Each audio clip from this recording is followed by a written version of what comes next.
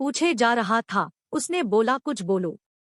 नित्या वहां से जाने लगी। उसने अविनाश को बोला कि मुझे तुमसे कोई बात नहीं करनी, तुम चले जाओ।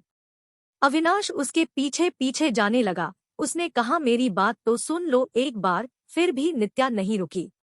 फिर अविनाश ने कहा तुम्हें मेरी कसम है, बस एक बार रुक के मेरी बात सुन लो। फिर नित्या क्या करती, आखिर उसके दिल में अभी भी अविनाश के लिए प्यार था, तो वो रुक गई। फिर अविनाश ने कहा कि कहीं बैठकर बात करते हैं। फिर वो दोनों मॉल के एक रेस्टोरेंट में गए। अविनाश ने उससे पूछा कैसी हो, वो बोली ठीक हूँ। अविनाश ने उसके पति के बारे में पूछा कि वो कैसा है, तुम्हारा ध्यान रखता है ना। नित्या चुप थी। अविनाश ने बोला क्या हुआ, तुम चुप क्यों हो, कुछ बोलो, तुम्हें कोई परेशानी तो नहीं है ना। नित्या बोली मेरा तलाक हो गया है। अविनाश को ये सुनते ही एक उम्मीद की किरण दिखने लगी। उसने पूछा कब और क्यों। नित्या ने उसे सब बताया।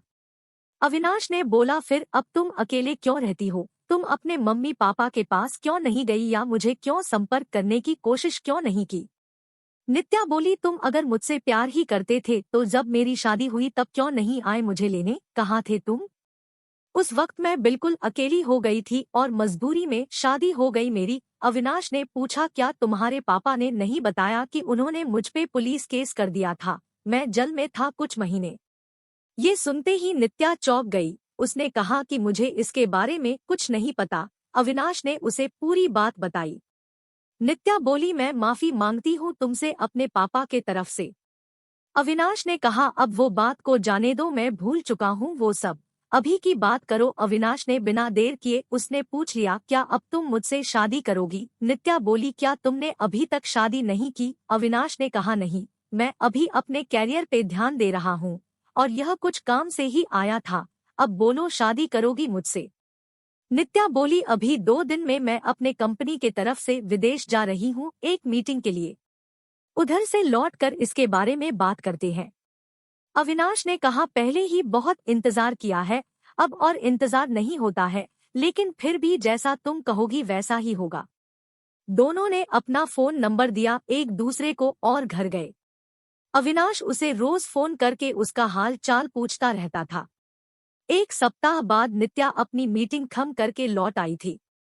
अविनाश उसे मिलने के लिए बोल रहा था, लेकिन नित्या अपने ऑफिस में बहुत व्यस्त रहती थी। उसने कहा कि हम रविवार को मिलेंगे। फिर वो दोनों रविवार को उसी मॉल में मिले। अविनाश ने पहले उसके मीटिंग और काम के बारे में पूछा कि सब ठीक चल रहा है ना। नित्या ने कहा हाँ सब ठीक है। फिर अविनाश ने उससे शादी का पूछा, तुमने कहा था कि आके बताओगी शादी करोगी कि नहीं, तो अब बोलो क्या सोचा है। नित्या तो अविनाश से प्यार करती ही थी और अब उसे मौका मिला था अपने प्यार के साथ पूरी जिंदगी बिताने का। उसने हाँ कह दिया।